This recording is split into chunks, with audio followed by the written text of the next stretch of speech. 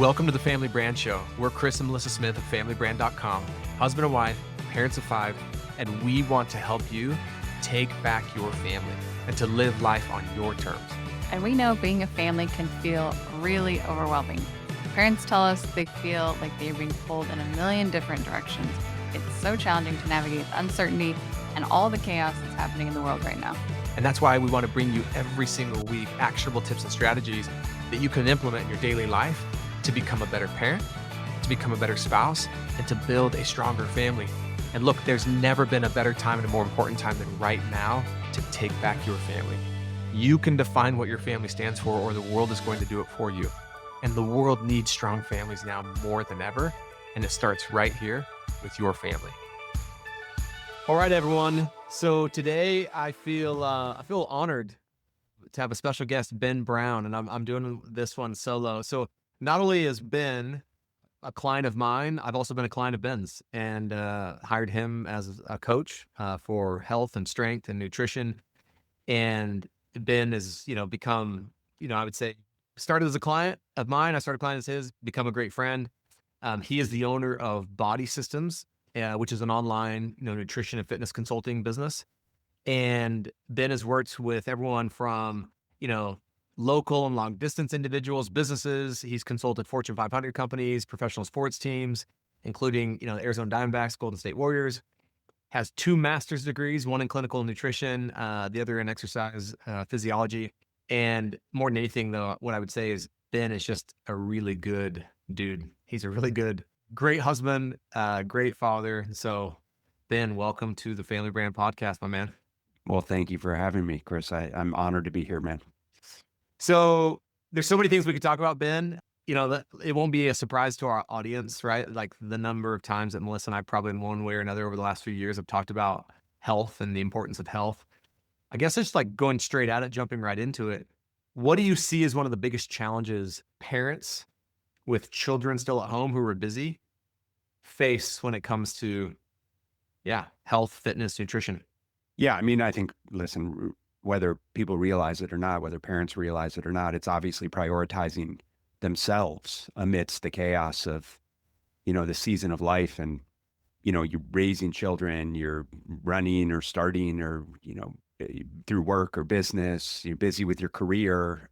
There's just a myriad of challenges that present themselves to the degree that, right, it makes it more challenging for us to continue to do the things that we once did, or once we realize we need to do those things, like I want to look better, I want to feel better, I want to perform better, I want to show up better for my family. But how do I do that amidst all of the chaos? So a lot of times we have the conversations with clientele and, mothers and fathers around, okay, well, what does that actually look like, right? Because intentions are always great.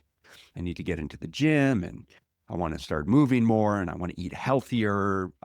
Whether we know how to or not, it still begs the question of like, well, how do I logistically structure that into my day with, we were just talking about like how many activities our kids got going on. And so for so many people, it just ends up feeling overwhelming and unrealistic, which is where we get stuck.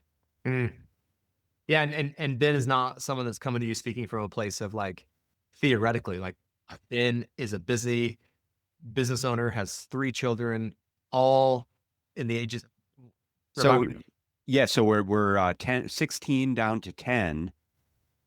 And my wife has a business and I run a business. And we were talking about, she's been traveling with my middle daughter's volleyball club because she's in club volleyball. So they were in Vegas for the weekend. I was in Tucson with the other 2 visiting my folks. And, we've got aging parents here at this stage of life. And so I get it. Like, yeah. Why do you think that? So why is it sometimes as parents, you think that even parents who want to prioritize their health, like they want to continue being healthy and active, whatever that means to them, or they want to get back to it, why is that one of the first things that's so easy for a lot of parents to let go of? They're not letting go of it because they don't want to, right? Like these are people like who want to do it. Why is it so easy to let that one from a priority standpoint just like fall off? Well, to parents' credit, I mean, once you have kids, I'm sure everyone can resonate with this that has children, but your priorities invariably shift to, I am no longer the most important person in the world. In fact, there's nothing that is more important to me than my family at this point, right? I have a new child, I'm raising children, I have my spouse, right? And I think it's just human nature to want to give everything that you have to building, right, the foundation for a family and for your kids to the degree that it almost becomes self-defeating. Mm. So only to and so it almost becomes counterintuitive to think, right, like, well, why would I spend time on me when, my family's the most important thing for me, right? And that's where we have to look at the juxtaposition there and consider, okay, but if you're not showing up at your best, then how beneficial are you actually being? How much good are you actually doing? So therein, I think, is the real like confronting piece of all of this. And now I'm not saying one side's right or wrong, because in some ways you could argue, man, Ben's right. The minute your child is born, your first child or multiple children, you are no longer the most important person in your life, right? Well, I mean, listen, hopefully, I mean, I think for a lot of, people, they still continue to be the most important person, but we can, that's Right. aside. But if you want to be the best parent possible, that's at least the headspace and the perspective. Totally. But that's the part that I think is so tricky about this. And I think actually gets a lot of us in trouble, if you will, where it's like, we think that like when we have children, oh, I have to then now show up with this mindset of I'm no longer the most important person in my life. It's all about my children and pouring into them. And I got to make sure they get the best of me. But to your point, what's so counterintuitive though is in the pursuit of that, oftentimes you stop doing things that are meaningful to you, like in this example, health and fitness. So then it's also begs the question, well, then are my children really getting the best of me? Hmm. And maybe the very best thing to give to my children is me continuing to be the most important person in my life. And I know that's such a wrestle, like, well, what is selfish and what is not selfish? And not even thinking about this episode today, I just had this thought walking out of the gym this morning, like, it's actually selfish to not believe in yourself. Right. Like, Right. and I know that so like those types of things of like, well, no, it's really selfish to really believe in yourself. It's selfish to have a ton of confidence in yourself. It's egotistical to think you're amazing. Well, there's a lot of society that will agree with you on that. But then there's a lot of ways and a lot of counter arguments I could provide that would actually help people see that like, well, no, actually, one of the most unselfish things a human being can do is like really believe in themselves. One of the most unselfish things a human being can do is think they're amazing, because then there's more of that person to go make, a bigger impact. So I can see why it happens with parents, like you said, because it's like, well, there's this thought, maybe truthful or not, but the thought is, well, I'm no longer the most important person. All of their needs come first. But I think there's a bit of a lie in it, because I don't know that it's possible as a parent to give your best to your kids if you're not the most important person in your life. Yeah. I mean, that's where it's actually selfless, right? To take care of yourself in the way that you need to show up at your best. And it's the whole proverbial oxygen mask, putting on your oxygen mask first analogy, where it's like you have to take care of yourself so that you then can take care of everyone else. And I'm sure everyone's heard it before, but even, whether, you know, morally you agree with it or not, even physiologically, the argument can be made in terms of what happens when you have self-belief, when you have confidence, the way that you show up, the way you set the example for your family, right? The way that you carry yourself, the way that you speak. Oftentimes, and specifically, Chris, with you guys and Family Brand and exactly what it is that you do, right? The way that you infuse and leverage language to build up and reinforce and support the people around you, everything comes from you and that level of self-belief, which I just, as you can hear and tell, is so very important. And so it begs the question of like, what is it that you're actually committed to doing and being? And and saying, right? And are you following through with those things? And if not, why? And what can we do differently? Mm, yeah. So I have two thoughts coming up, and it's like, and I've thought about this before. Where do I conveniently use my family as an excuse? And I've done it before. Like there's been times in my business where I had a real maybe opportunity to grow or to scale or do something, right? And I would almost, and I couldn't even see it in the moment, but I'd be like, but I don't want to build a really successful business because then I can't be a present husband and father. Mm, hmm. Like I used my family as the excuse, right? It's like, well, I would go to the gym more often, but I don't want to be unselfish with my time with my kids. Or I could, and I think it's a real risk we all face as parents, and we can specifically say it around health and fitness. And it's like, well, no, what if it can be an and? Like what if I can be a successful business owner in that example and be a present husband and father? And I think that sometimes if we're being just really direct and authentic, which I appreciate when people are, I do think that it's really easy if you're not careful to not prioritize your health and fitness and almost use your children or your family as an excuse to not do so.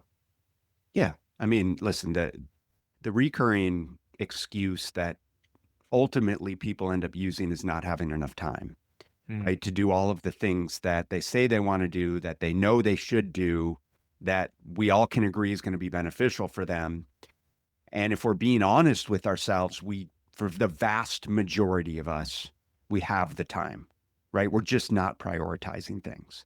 Yeah. And I have conversations with guys all of the time because, I think um, not to be sexist or anything, but typically what I see is I see for a lot of women and mothers, right? It's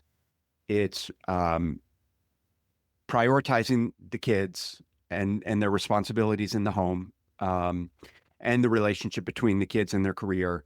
And for a lot of guys, it tends to be, well, they're also prioritizing the kids, but they're also prioritizing their career. And so invariably, right, for both of them, it's putting themselves on the back burner, like we said. And if we're actually getting granular with it, when I have these conversations with both men and women, mothers and fathers, what I often say is, show me your calendar and I'll show you your priorities, right? Because a lot of moms will have every single kid activity or school activity or the kids' activities in addition to their work-related activities. And guys will have business. Guys will have, and maybe weekend sporting events, right? They'll have, every single work meeting on their calendar that are non-negotiable, right? But for both of them, nowhere to be found is their workouts, their meals, their personal time, maybe even their family time, which I think you guys probably see and talk about quite a lot. Dedicated kid time, right, with each respective kid. And then, of course, everything else that comes with that. And so then it begs, okay, well, if you say these things are a priority, why are you not prioritizing them? And is it reasonable to assume also that, if we're actually being honest and we're pulling up your screen time and we see there's, an average of 2 or 3 hours a day on social media or Netflix or whatever, it'd probably be reasonable to assume also that you do actually have the time. You might just simply be lacking structure, commitment, some Mm. semblance of discipline, or even acknowledging that you're just wasting a hell of a lot of time and you could do things differently. Yeah. I I actually think, like, when you were talking about that, I was like, it's really what it is. It's really, or it's a conversation. It's not a conversation about time. That's what everyone defaults to in anything, right? By the way, like not just health. It's like Totally. anything we're not doing that we want to be doing or that we feel like we should. It's always like, well, I just don't have the time. It's like, no, you're just not committed. Right. Even me, whenever I've used, like, no, it's like, it's a commitment issue. It's never a time. So I think even that is useful. And I love the quote by, I think it's James Spence, you cannot change what you refuse to confront. So as long as you're unwilling to confront the truth, you won't have any chance to change it. So a harsher way of saying it, as long as you keep lying to yourself, and we all lie to ourselves at times, but if you can just tell yourself the truth and refuse to buy into the lie that it's time. Now, I'm not going to say that there aren't seasons where time is more abundant or like that happens. Like there's seasons of our life where it's like, dude, there was one time recently, like I think in the last week where we had like 4 games in a day.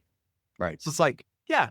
Now, but one, I think, real useful thing for parents, especially around health, is I refuse to say out loud, I'm just not going to do it. Language creates, I will not find myself saying anymore, I don't have time. People might think that that's like such a small step. That is a massive step that if you just refused to have that be part of your narrative anymore and confronted, like you said, it's like, I don't think I have a time issue as much as I have a commitment and a prioritization issue. 100%. We, not dissimilar, but I refuse to say I'm busy. Yeah. The excuse for whatever it means, right? Because everyone, it's all relative, right? But everyone is busy, right? We can make ourselves feel as quote unquote busy as possible, but at the end of the day, like, it doesn't really mean anything and it doesn't serve us in any meaningful way. Totally. And whenever you say I'm busy or whenever you say I don't have time, again, language creates. So it's kind of like, well, you're right. And Right. that's what's available to you. It's like, and you prove yourself right. And you're kind of talking about what you don't want.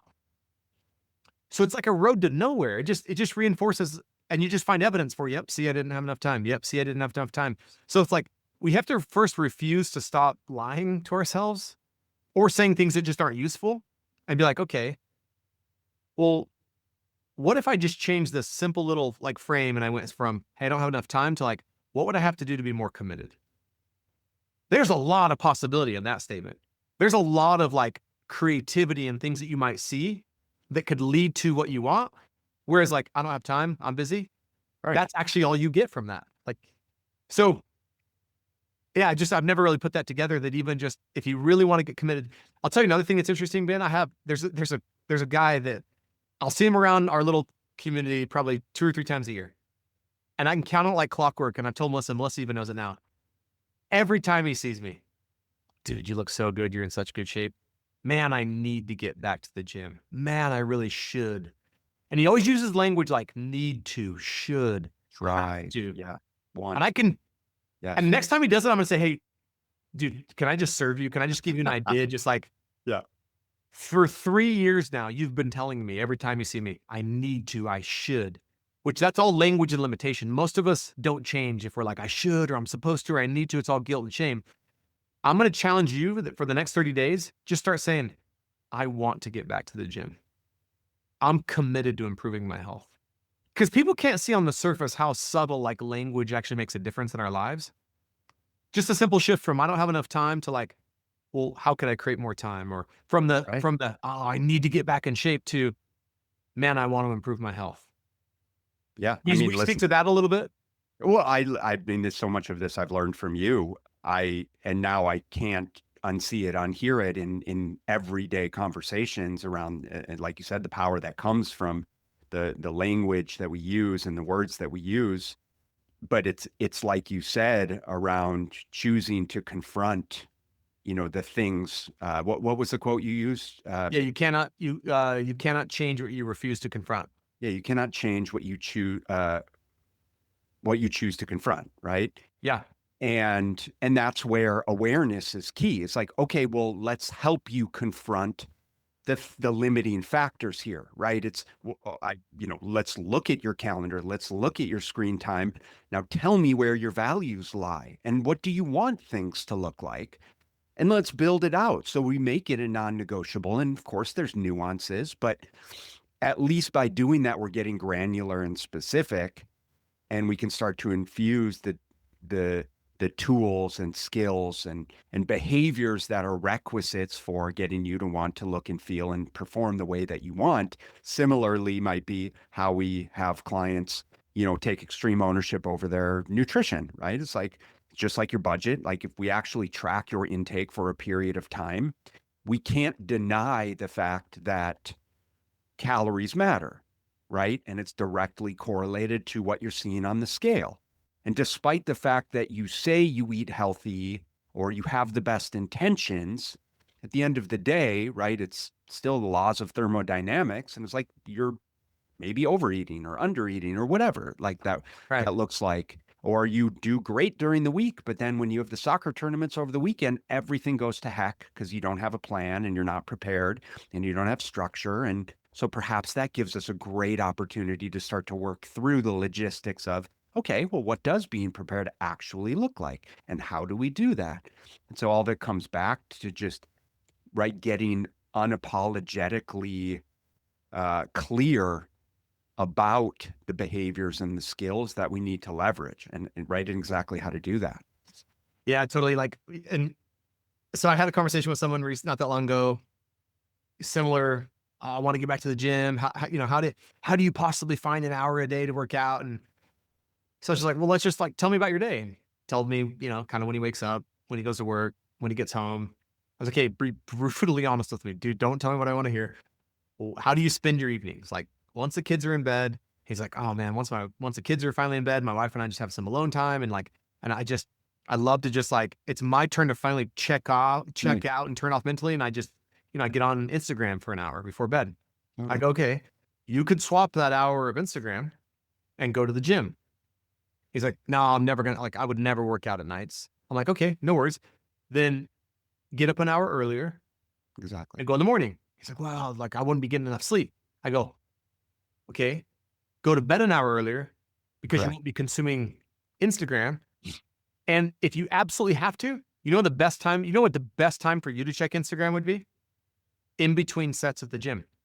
Now, I'm not saying it's the most useful thing to do, but like, look, if we could trade one for the other, if it was like, hey, you can either spend an hour at night vegging out, doing nothing, laying in your bed watching Instagram, or I could convince you to go to bed an hour earlier, get up an hour earlier, go to the gym, get a workout in, and like get your social media fix while working out. That's a win. We just made a positive swap right there. You know what I mean? And he was just 100%. like, oh, or dude, I've been sitting at a kid's practice before, and Melissa's really good about this. And I'll just get on Slack or get work done or listen to a podcast, or I'll, be on social media in the car. And Melissa's like, no, like he has an hour and a half practice. Let's get out and walk.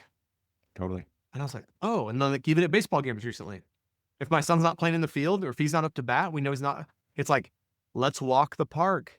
So I've also like, I think those are where I miss opportunities. Even like I'm committed to getting to the gym 6 days a week for an hour. I can't even not. It doesn't even require willpower for me at this point. It's part of my identity. Where I miss opportunities though sometimes is like I'll be on a call that I don't have to be over camera like this. It's a phone call. And I'm like, why don't I throw my headphones in, put my phone in my pocket and go walk? So how often do you think we as parents miss those types of things where it's like, it doesn't have to require being at the gym, but how often do you think we miss opportunities to just like walk during a kid's practice or walk while we're on a call or like just move our bodies a little bit or take the stairs instead of the elevator, like these simple, I don't know.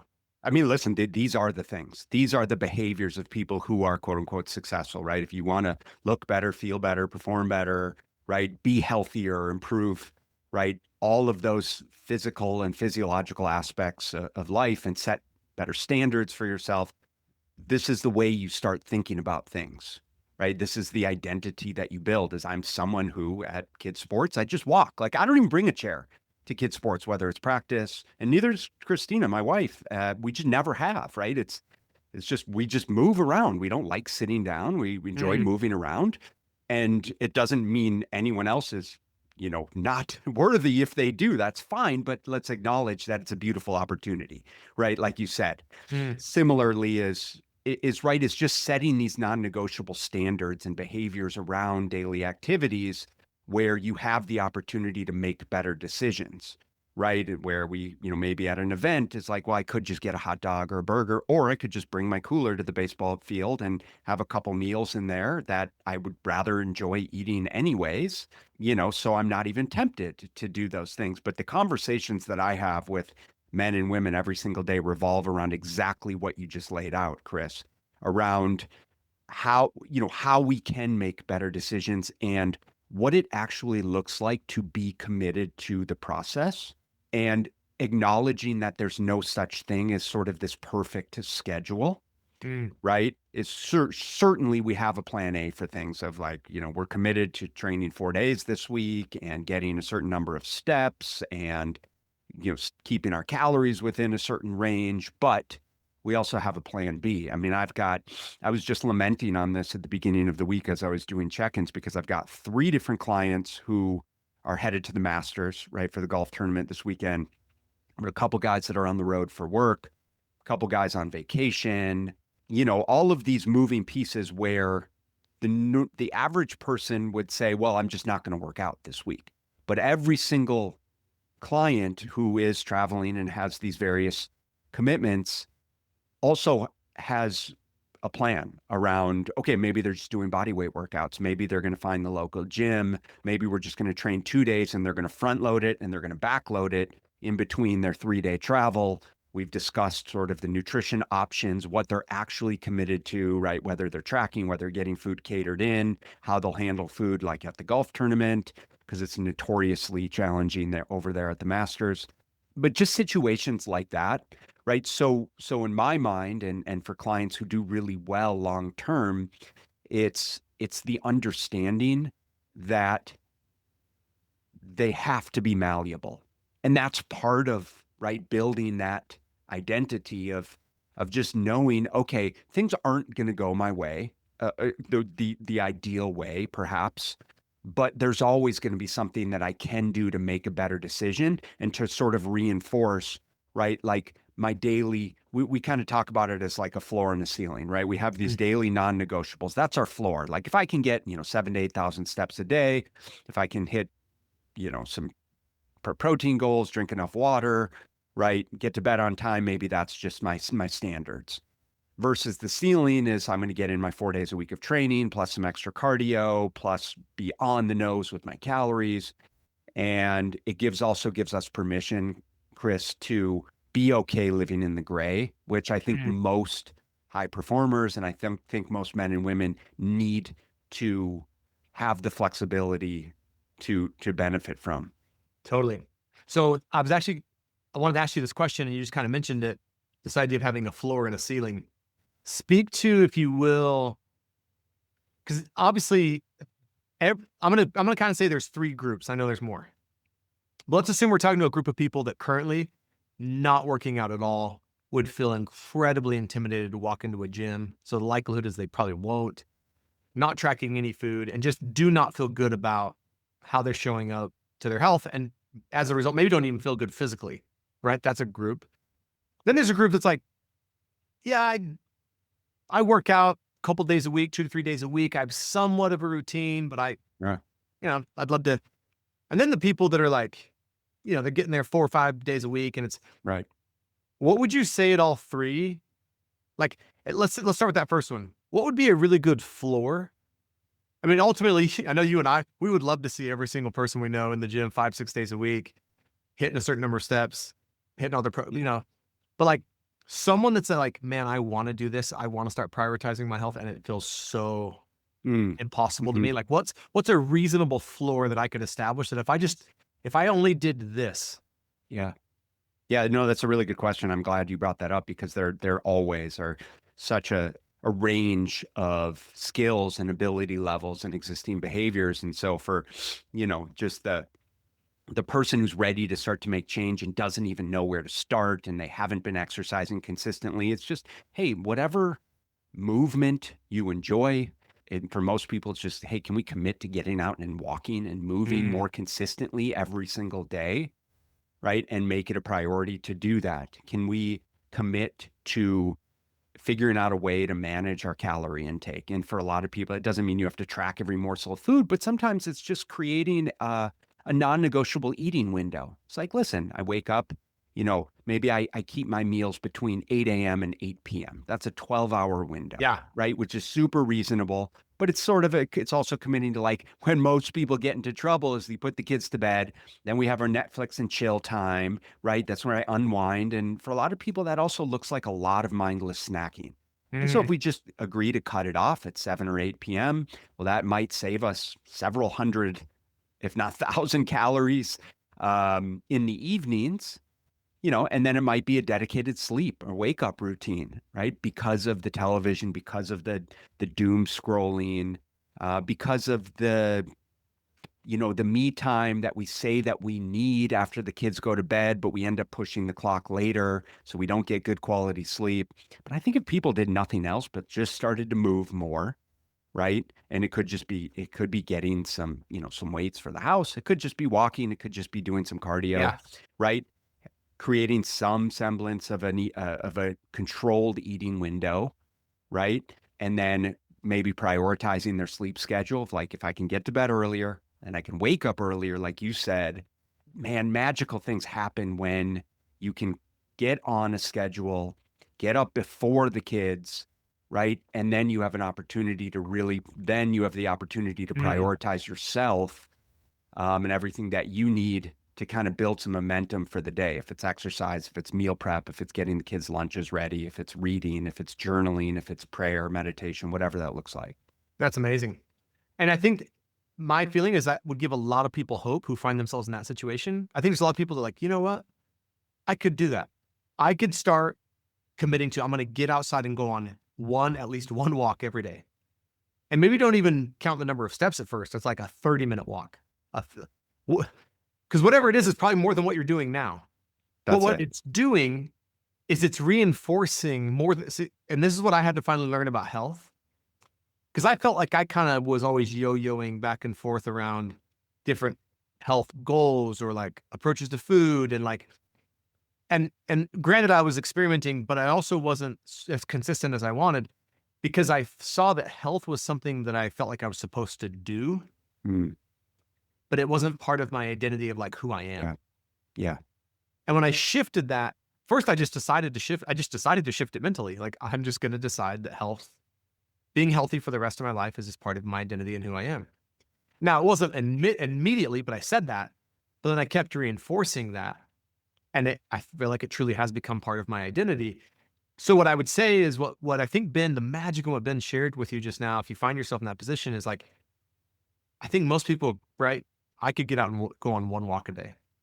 I could keep my feeding window between 8 a.m. and 8 p.m. and I could go to bed at the same time and get up at the same time. And although those might seem like small wins, they're actually massive. Not just because you'll feel better instantly.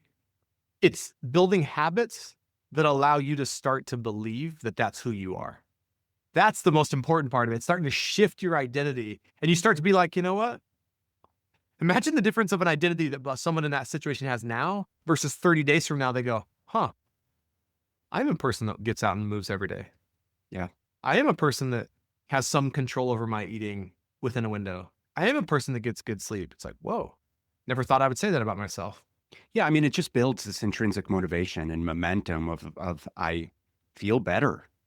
I feel better when I do these things. You can't not feel better by going to bed earlier, getting more quality sleep, waking up earlier, moving more, controlling your calories. Like you can't not feel better. And that's where the magic happens, because once you acknowledge that you're actually feeling better, you want to continue to do those things in addition to, well, what else could I do? Could I start taking a multivitamin? Could I start eating a healthier breakfast? Could I stop snacking so much? Could I cut out the soda and or the alcohol? Right? It just becomes this beautiful feed forward cycle. And what I'll add to that, Chris, is in using this as a process to also engage with your loved ones, right? To bring your kids with you, to bring your spouse with you.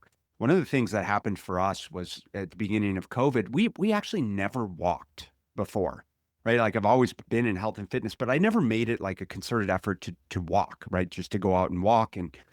And when COVID happened, Christina and I started, and the kids, but we started to just go for multiple daily walks. It was mid-March, absolutely beautiful weather here in Arizona, and magical things happen when you move together.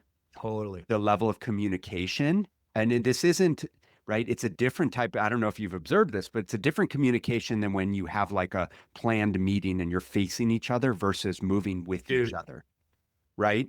And all of the sudden, and we were in very different places, physically, mentally, she was in a career she didn't enjoy. I was trying to build this business and very stressed out, and to say nothing of COVID. And we started moving together every single day and started communicating and started sharing our vision and our values for each other, for our life together, for our kids.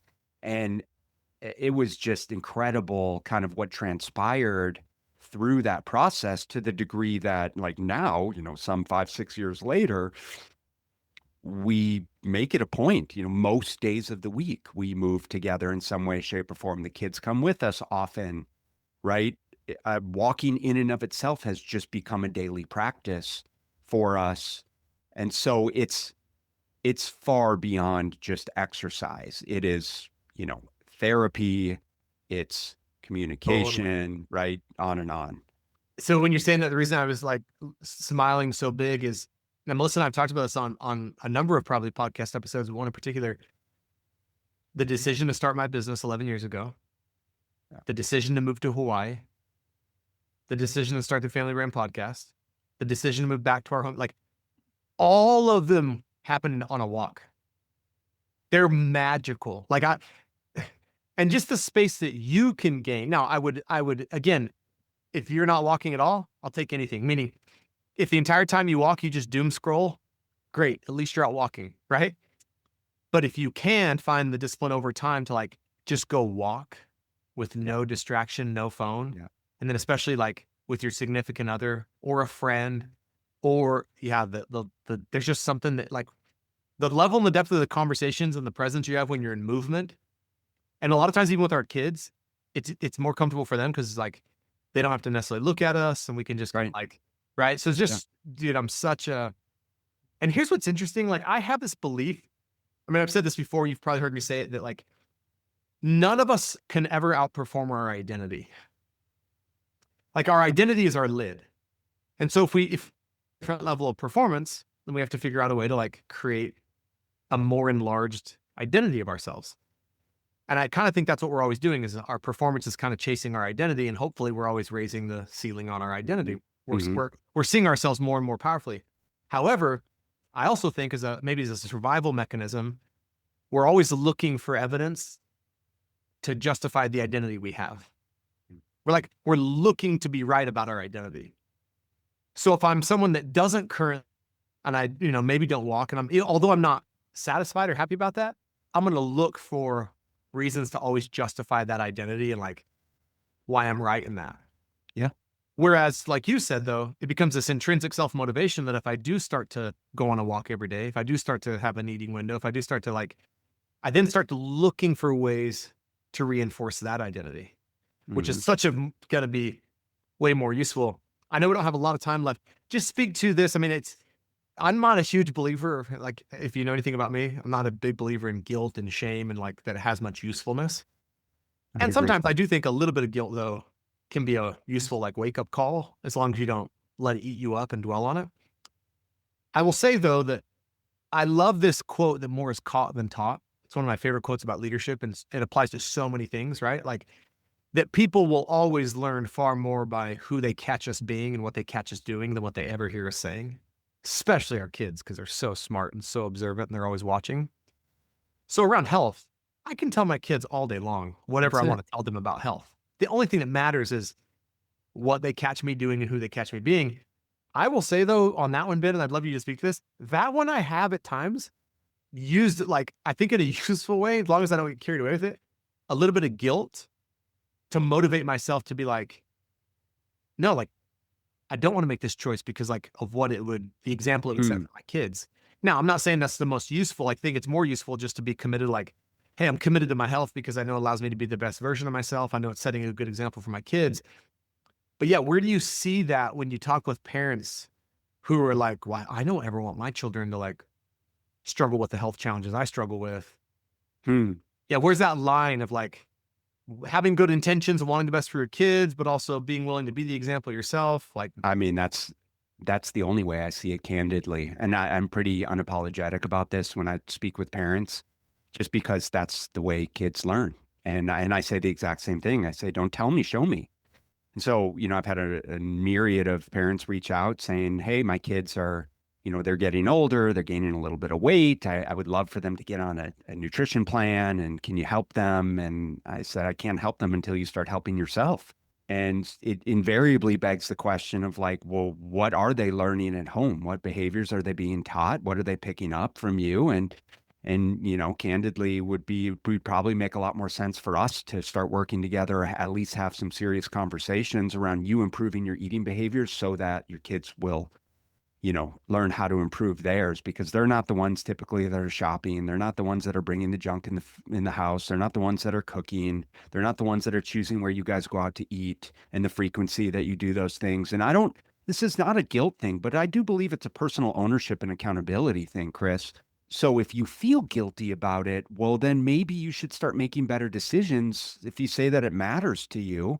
And I don't expect, people to be perfect, and I don't believe that there's such a thing, right? But if we're seeing behaviors reinforced, you're not where you want to be, your kids aren't where you want them to be, or perhaps where they want to be, then invariably there's a responsibility there for you to figure out how to start to shift things in, the opposite direction. And so I really would look at it more of a personal responsibility and perhaps accountability standpoint than a guilt and type Yeah. of shame thing, right? But it's also a good thing, because it means you want to do better for yourself. You want to do better for them. And that's the first step. Yeah. No, I love that, man. I love that idea. Melissa and I joke about this a lot, that sometimes we'll hear from someone that's married, and they're like, oh, my husband could really use this, or my wife could. It's like, you might be the one, like, cause I've done that kind of stuff. Always. Yeah. And look, part of the desire I have for people, and like, I've just seen the benefit of being committed to my health, right? And the momentum it generates. So I want that for everyone. And I've had a few experiences recently where, like, I went to this girl dad camp with my daughters, and it's a camp at BYU. It's super cool for girls and their dads. And the whole week, like, well, it's 2.5 days. You just play sports for 2.5 days with your daughters, and it's so fun. So And like, fun. yeah, dude, hundreds of dads. The number of dads, though, Ben, that couldn't literally, like, they couldn't participate. They were just observing. And I don't know why, it hit me harder than it ever had. That, like, literally they were observing, but also this idea of like just symbolically, it's like, your health is either going to allow you to be a participant in life with your children and your grandchildren, your family, or it's going to force you to be an observer. And it's like, guess what? I'm not going to observe. I don't care what, like, I'm going to be out there. If I attend this camp at 70, which I won't have, it'd be, maybe it's granddaughter dad or granddaughter grandfather, like, but it's like, and then, I went to Disneyland, not around that same time. And like, the amount of people, like, that couldn't ride rides with their children. And it's just like, no, like, okay, for nothing else, if there's no other motivation I have, is like, and that thought, like, my health will either allow me to be a participant in life with my family, or it will force me to be an observer. And look, I'm 44, but like, I want to be in a position to like me and my youngest son, Trip, the other night, we beat Tate and Tanner 2-on-2 outside playing basketball. And it's a little bit fun, but it's also a little bit competitive. But it's like, dude, I'm going to be until I can't, like, but I won't be able to not be able to because of my choices. Like, if something else just, so. No, yeah. listen, on the back of my shirt, it says your health determines your freedom, right? That's our tagline. And it's what we stand by through and through, because it's like you just talked about. I mean, this is our vehicle, our vessel is what we have the most control over. And it drives me nuts. And I'm not like a political guy. There are very few things in life that we have control over. But what we eat, the way we exercise, right, is fundamentally the vast majority of those things. And that directly influences everything else, right? Our ability to be there, to show up, to participate in life, to be there for our kids, to set the example, everything that we've just talked about for the past, 45 minutes.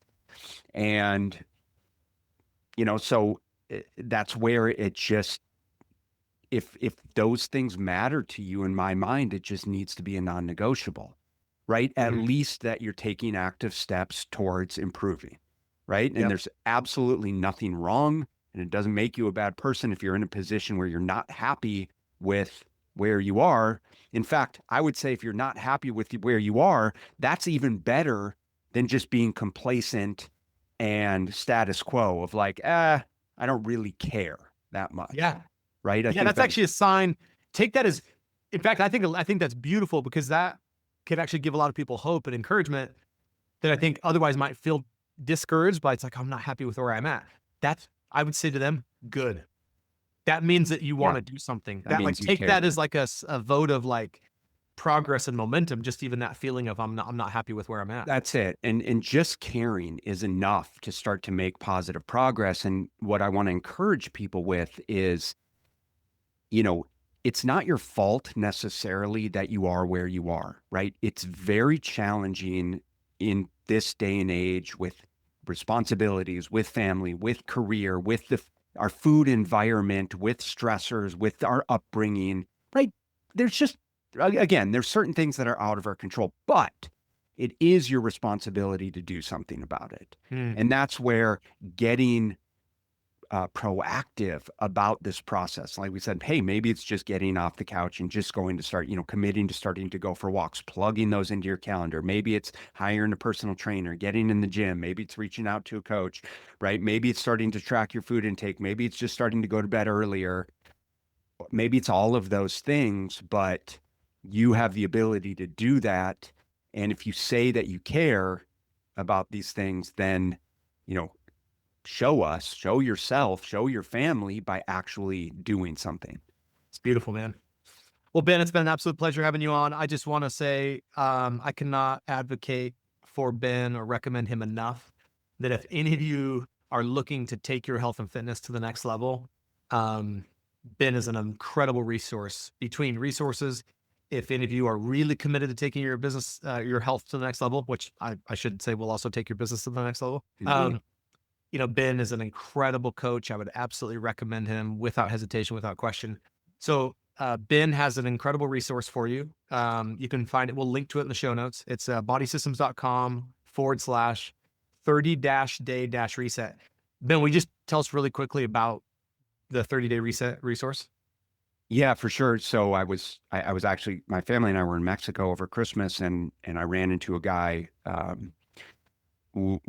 kids were going down like the water slide or something, and I ran into a guy who was asking me about nutrition. He lamented on my physique, and I was like, God, I want this guy so badly to have some resource that I could just like hand him. If I could just hand him something and be like, this is what you need to take you to the next level, just to get some momentum, to start to get some body weight off, to not feel overwhelming. And so that night, I think I just started working on this resource of like, what can I put together that makes the most sense? And I based it on my 5M framework. It's meals, movement, muscle, mindset, and metabolism. And I basically kind of go through one or two non-negotiable things for each of those categories that someone can start to implement right away, that doesn't feel overwhelming, that we can start to see some significant change over 30 days. And so that's the 30-day reset there that I'd be more than happy to share with everyone. That's awesome. Again, it's a link to, it's in the show notes, bodysystems.com/30-day-reset. And then Ben, I love the content you put out. You're always putting out such useful, like actionable content. So we'll also link it in the show notes, but what's your, how would someone find you on Instagram? Yeah, it's at Body Systems Coaching. At Body Systems Coaching. Well, Ben, dude, thank you for being who you are, man. Thanks for being the demonstration. Thanks for being a good example. Ben lives what he teaches, and I appreciate that about him. And I just find that his approach to this, his approach to health and fitness, his approach to nutrition, it is very transparent and very direct, but also like very approachable in a way that allows people to have success. So man, thanks for coming on, dude. Thanks for having me, Chris. I appreciate it. All right. So that is it for today's episode of the Family Brand Podcast. But before you go, we have something fun for you. Yeah. Like if you've ever wondered, okay, so how's our family culture actually doing? We've got an incredible quiz for that. Good news, it's quick, it's free, and when you're done with that quiz, we'll even email you this awesome PDF full of practical ways to strengthen your family culture right away. So all you have to do is go to familybrand.com/quiz, take the quiz, grab the PDF. We'll see you next time.